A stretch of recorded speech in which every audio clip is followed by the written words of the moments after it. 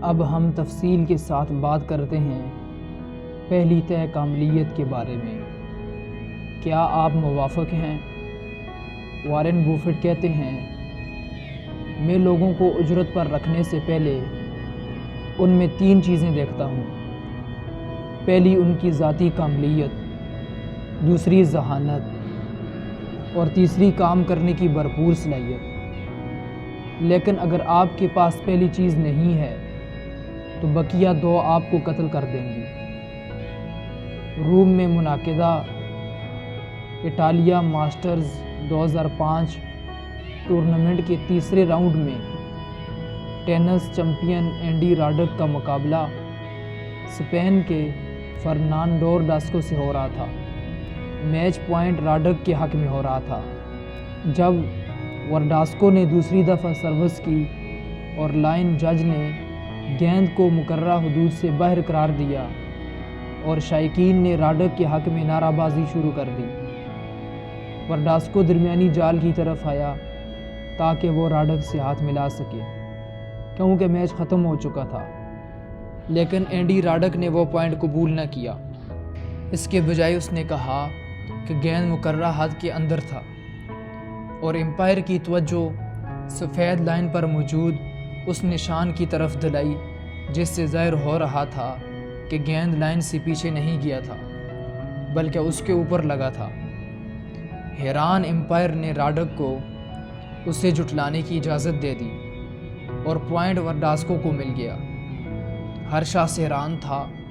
روایتی طور پر کوئی کھیل اعزازی نظام کے تحت نہیں کھیلا جاتا، لیکن امپائر کے فیصلے کے برخلاف راڈک نے اپنے خلاف فیصلہ سنایا اور میچ ہار گیا۔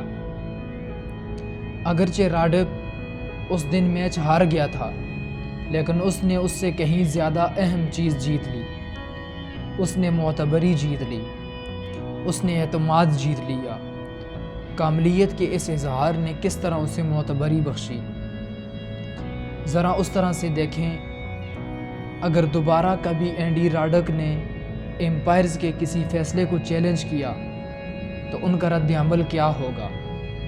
یقیناً وہ اس کے چیلنج کو زیادہ سے زیادہ عزت دیں گے۔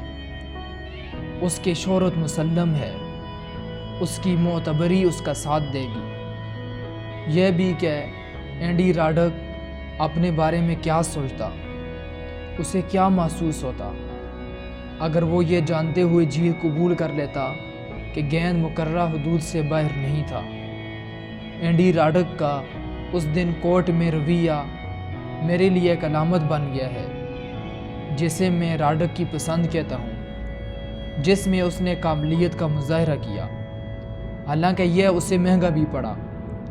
یہ کاملیت معتبری اور اعتماد کے درمیان موجود واضح رابطے کو بیان کرتا ہے، خود سے بھی اور دوسروں سے بھی۔ ہانک پالسن کہتے ہیں، میرے لیے کاملیت ابتدائی لفظ ہے جس کا پورے انسان سے، اس کے کردار سے، اس کی تکمیل سے اور اس کی اچھائی سے گہرا تعلق ہے۔ میرے نزدیک کاملیت سے بھرپور ایک مرد یا ایک عورت ایک ایسی شخصیت ہے جو متوازن ہے، مکمل ہے اور اعلیٰ کردار کی حامل ہے۔ ایک بااصول شخصیت۔ درخت کی اٹھان کو استعمال کرنا ہو تو کاملیت اس کی جڑ ہے۔ اگرچہ یہ زمین میں کہیں چھپی ہوتی ہے اور اکثر اوقات نظر بھی نہیں آتی، لیکن یہ پوری درخت کی نشوونما، سالمیت، مضبوطی اور پھیلاؤ کے لیے انتہائی ناگزیر ہوتی ہے۔ ہم سب نے ایسے لوگ دیکھے ہیں جن کے پاس غیر معمولی صلاحیت ہوتی ہے، جن کے نتائج حیرت انگیز ہوتے ہیں، حتیٰ کہ ان کی نیت بھی بعض اوقات اچھی ہوتی ہے، لیکن بدقسمتی سے وہ اپنی مقاصد کی تکمیل غیر ایماندارانہ اور بے اصول طریقوں سے کرتے ہیں۔ یہ نتائج ذرائع کی توجیہ ہوتے ہیں والی سوچ ہے۔ یہ ملمہ کاری، دھوکہ دہی، فراڈ، استحصال اور رسوائی کی طرف لے جاتی ہے۔ دوسری طرف بقیہ 3 سطحوں کو چھوڑ کر صرف کاملیت کا حامل ہونا صرف ایک اچھا انسان ہونے کے مترادف ہے، حتیٰ کہ ایک انتہائی ایماندار انسان ہونا ہے جو بنیادی طور پر بیکار ہے۔ ہمارے درخت کی نشو و نما میں وہ ایک کٹے ہوئے تنے کی مانند ہے جس کے فوائد بہت مختصر ہیں۔ آپ ایک راز کی حفاظت کے لیے اس پر اعتماد کر سکتے ہیں، لیکن اس بات کا امکان بہت کم ہے کہ آپ اس پر کسی کام کی تکمیل کے لیے اعتماد کر سکیں۔ وہ ایماندار ہے لیکن غیر متعلقہ ہے۔ دوبارہ وہی بات کہ اعتماد اور معتبری کے لیے چاروں سطحوں کا ہونا ضروری ہے۔